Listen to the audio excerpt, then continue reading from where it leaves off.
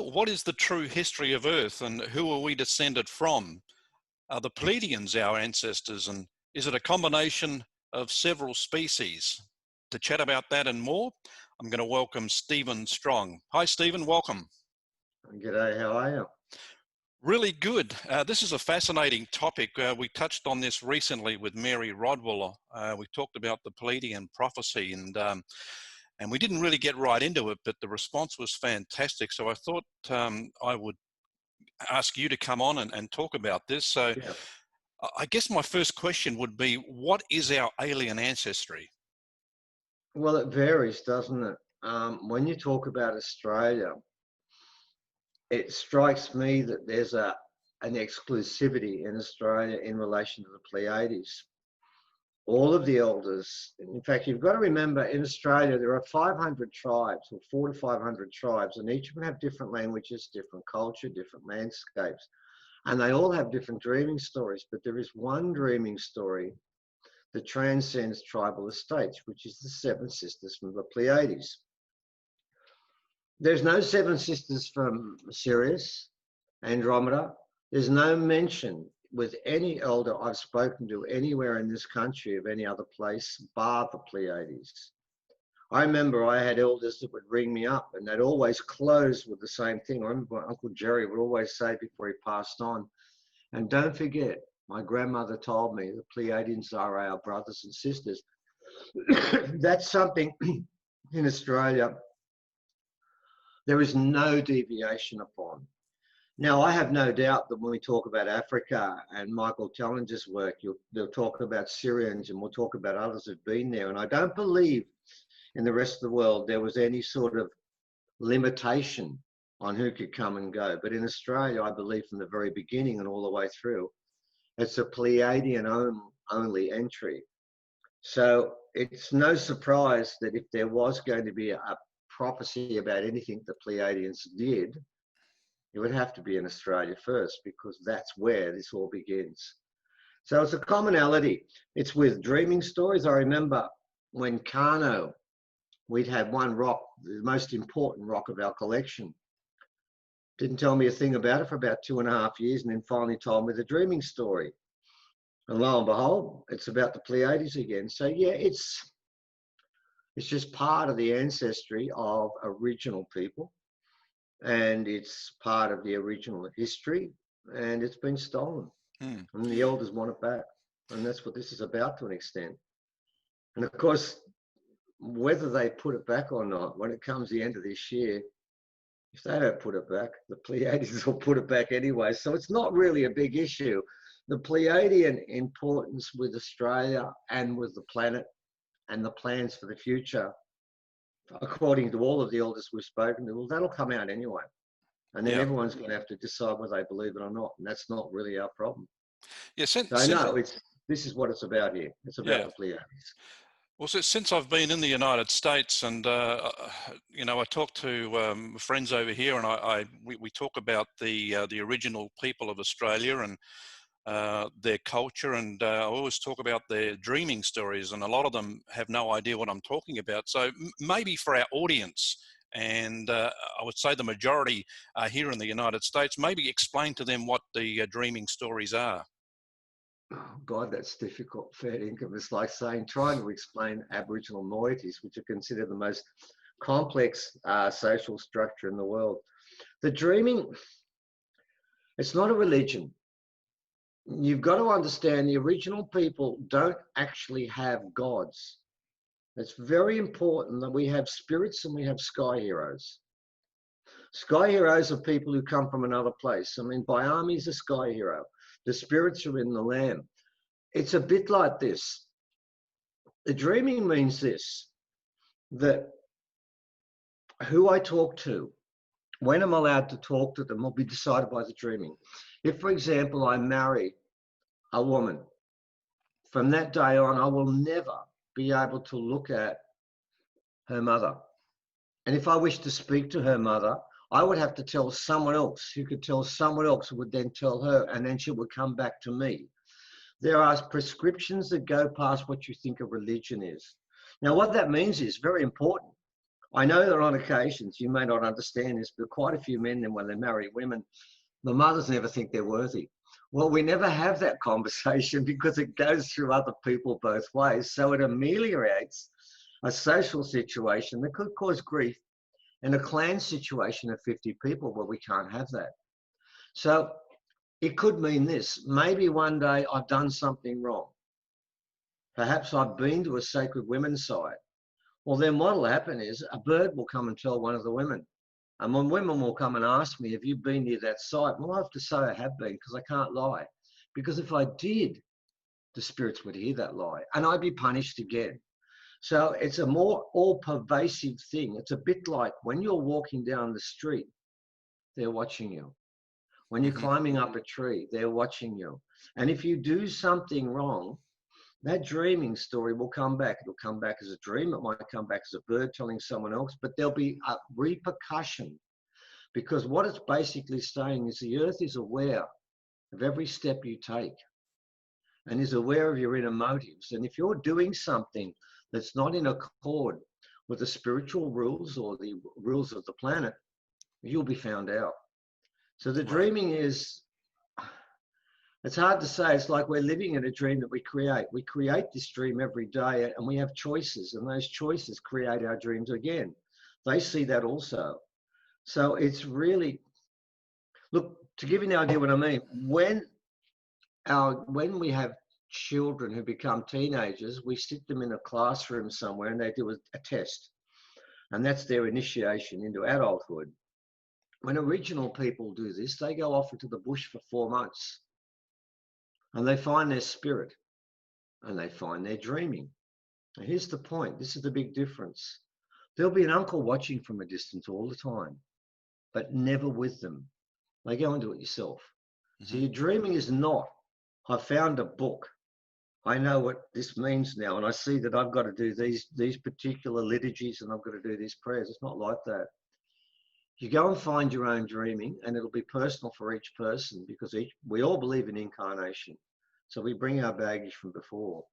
So it's that connection between the spirits and us, and it never finishes. For example, women give birth to a child. The spirit makes a decision when that happens. The man supplies sperm. That's it. The sperm can be there day after day after day. It's got nothing to do with the male about when that child comes into fruition. It's to do with the spirits and the woman. So it creates a different situation where you're always accountable for your action and you know you can't get away with anything. I remember when we started doing a talk once, somebody asked me once, did everyone in Australia believe in a God? And the answer was straight away, absolutely. There's no questioning because their gods are everywhere. They're in a bird, they're in the land, they're in the change of the day, and you can't escape it. So it's an all-pervasive acknowledgement of the fact that we're part of the earth. Right. And on that particular point, this is probably at the core of the Pleiadian prophecy, isn't it? That the earth is aware of everything that goes on. Yeah, that's the whole point. The prophecy, I know that Mary would have mentioned it to you in passing, but she didn't know about it until I told her about it. The prophecy is, from what I've seen, what I have is I have 3 lines of mediators or interlocutors who are telling me things that come directly from the elders doing this. I have not met them. I've not met any of them. I mean, one came to our house once, but I've not been to Uluru at any stage. So this prophecy has been 3 years in fruition, and it's came through those 3 sources and others. And primarily, it goes something like this, and I'll try and give it in a bit more detail than I normally do. The Pleiadians came here a long, long time ago, and they spent time with original people. But I've got to make a point about this, and you've got to understand this, ladies and gentlemen. Stop placing any alien above humans. You're wasting your time. It's not like that. They don't see it like that. Sure, when you go on technology, we're at the bottom of the stack, but we're supposed to be. We're not supposed to be involved in technology. Every time we get involved in technology, it turns out like it does now. We haven't picked that up yet. We've gone down this path before. Now, the aliens primarily, I don't know how to put this.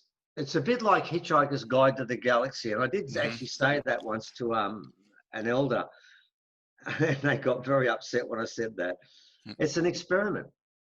It's been going on here. And why is it that aliens and extraterrestrials from all over the cosmos have deserted their home life and live here, their home base, have been here for so long?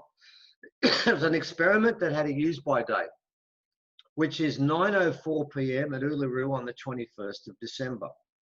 It was always meant to be that way. Now, my understanding is, from what I've been told by many different people, when they left some time ago, they left behind an escape clause for humanity. And now the elders call it, I was quite surprised when they put it up publicly, they call it a magic box. But can I explain to anyone that thinks I'll go and find the box? It's not a pirate box. Don't think you're going to find a box as such. It's not like that. It was placed at Uluru. I'm going to be vague about quite a few things because I have to be. The box was placed there hundreds of thousands of years ago for the times like this particular time. They knew it was going to happen. This was a culmination of something, an event that's been running for hundreds of thousands of years. Okay, and it sat there. About 3 years ago, I got a phone call from Brendan Murray, Utica. Now, his great-great-great-grandfather signed the treaty with John Batman, which was the only treaty in Australia ever signed between Aboriginal people and the British. I know in America, you sign lots of treaties there and then break them. Well, we don't even have a treaty to sign in Australia, which means legally Aboriginal people didn't live here. Well, anyway, they took that treaty back up to Sydney and they burnt it. But what I'm getting at is this particular gentleman is the great-great-grandson. So the people who speak to me aren't just people walking through the streets. They know their business. And he told me this. He said, there's a change coming. And he told me 3 years ago, he said, it's going to be December 2020. And I said at the time, mate, don't even talk dates with me, man. I'm not touching them. I will never publicly announce a date like I just did a minute ago. I said, I'm not touching that. And he said, they're coming, but. And he was telling me they were actually coming. Well, they're actually not. They may be coming after the event. I'm not sure about this because I've got to tell you, I get different stories. There's variations, small variations, but there's a commonality too. It could be they're coming after the event. I had a real issue about them coming before the event. And you can see what the issue is. Very simply, Dean, if they come 2 days before the event, everyone sees them and says, oh shit, the hippies were right. I'll join them now. I'll be part of that team. Right. It's a bit like Jesus is on a cross. Okay, now I'll join up. That doesn't work for me. And it turns out that wasn't the case. Okay, so they come. Brendan thought, well, I think he thought that, but I'm not sure. He thought that it was probably the machine was in the actual UFO, but it's not. It's in Uluru. And I can't say more than that, but it's there somewhere. Well, is somebody supposed to turn it on, or is? Yes. There's two parts to that. What they've said, and I'm only going to use what they've said, they need a device. Now, I know what the device is, and of course, I'm not going to say that because they've announced this publicly, and there's some things we don't want to give up. They know what the device is. There's a device that can open the box, okay? Now, the timing is essential. It has to be at that particular time. It's a solstice. It's an alignment of Jupiter and Saturn. It is an alignment that's they've been waiting hundreds and hundreds of years for this to happen. Ceremonies have been taking place for the last 9 years. This is not the first ceremony. This is the final ceremony. Now, the box sits there. They know the songs. They are right now, as I speak, still looking for the box. I'm going to make that point. It's been made clear to me. I haven't found it yet. And here's the point, ladies and gentlemen. If they don't find it, we're done for.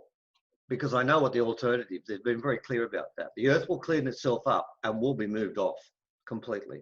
But that's further down the line. So let us assume they do find this particular box and they have the device. Yes, the device they have, okay. And they open it up. Now, I thought it was at 9 o'clock at night. Well, I saw this gentleman again. It's not 9 o'clock, it's 9:04, he told me with a smile on his face. Very specific about the timing here. It has to be down to the second. It's to do with planetary alignments. It's not astrology, it's astronomy. Okay, if it is opened, you've got to understand this thing is resonating on the planet. And you probably are aware of the fact that over the last year and a half, the Schumann resonance is flying all over the place. It's preparing itself. Because what this box does is if it's turned on, it heals the planet from within. The planet is out of balance. It is severely out of balance and it's about to correct itself. As you know, the North Pole is going walkabout. It's now somewhere near Siberia, wandering off on its own, and it doesn't know where it's going. It will reset itself. But here's the point. It can only reset itself. It feeds on energy and amplifies it. And it feeds off the energy of the inhabitants of this planet, which is us. And what it feeds off is positive energy only. Now, I've been telling people, and the elders have been telling me, they told me there was going to be a pandemic this year. They told me there was going to be a war. They told me there was going to be unemployment. They told me this was going to be the most fearful year ever. They want it fearful. They've created this situation because they know this box will not work if there aren't enough souls that are meditating towards giving their positive energy and are not tainted by all the shit that's going on at the moment. This is what this is all about. We all knew about this years ago. I can tell you of an elder that made a prediction that I completely forgot until someone told me about it 5 years ago. Her name is Auntie Minnie Mace. And someone asked her, how will we know when the change begins? She said, you will know because of something that no one will suspect will take place. She said, people will fight for toilet rolls. People will be arguing over toilet rolls. They'll sell it on eBay. And she said, the world will go crazy over toilet rolls. And this lady was with me telling me about this. And she said, remember when Auntie Minnie said that to us? And I looked at her and thought, no, I don't remember that. And I said to Evan, do you remember? Because we were there. And she said, I don't remember it. But she did say it because this woman bought toilet pulp rolls then. She bought a whole room full of toilet rolls and kept them for 3 years. And after 3 years, thought, Auntie Minnie's crazy. And so she used them up. And 2 weeks before the thing started, she used the last toilet roll. My point is, if the elders know about a toilet roll as a sign of the change, don't dismiss this, okay? Because how many people would have predicted that 5 years ago?